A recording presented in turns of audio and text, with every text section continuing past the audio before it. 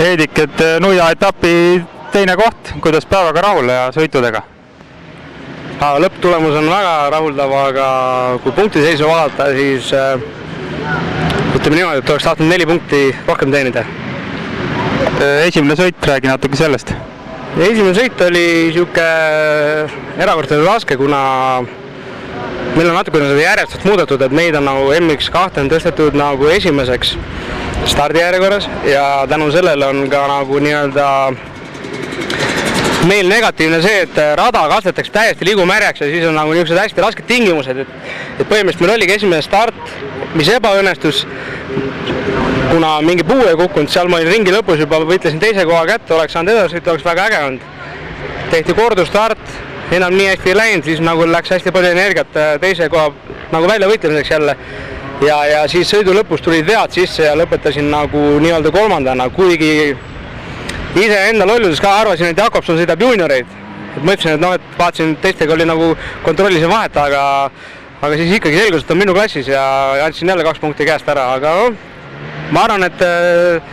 samas ega mul poleks midagi mütsiga lüüa ka olnud, et kõik oligi nii nagu meie võimete piires. Ja teine sõit? Teine sõit oli nüüd niimoodi, et stardis sain teisena minema väga hästi nagu mägi järgi kohe ja jälle kasteti rada nagu mõne koha pealt liiga palju, et sõitsin teise koha peal mägiga nagu nii-öelda suutsime vahet hoida nagu ta läks minimaalselt eest ära ja ma suutsin kontrollida niimoodi, et ma väga palju energiat ei raiska ja üleval lihtsa koha peal lasin eesi otsa korra alt ära ja seal oli nii libet, et ei olnud isegi püsti alguses, et lõi uuesti alt ära ja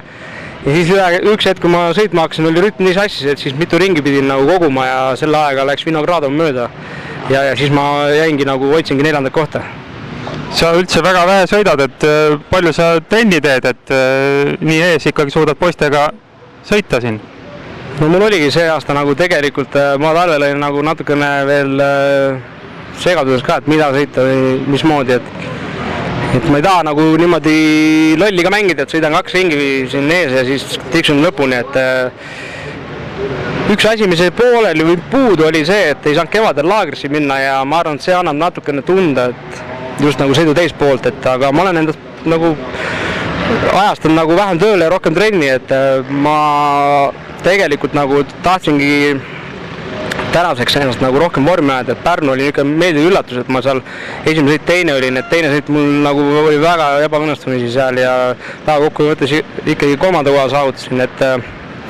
ja kuna nüüd nii-öelda meist kõvemad mehed, kes Mägi ei käinud esimesel etapil ja Kutsar ei käinud nüüd teisel etapil,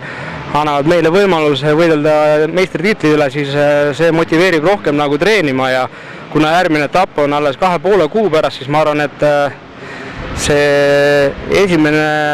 rahulik treeningperiood tuleb võib-olla isegi kasuks, et siis ei tule seda ületreeningut, et kes on nagu pikemalt treeninud vara kevadest saati juba, siis neil on alati nagu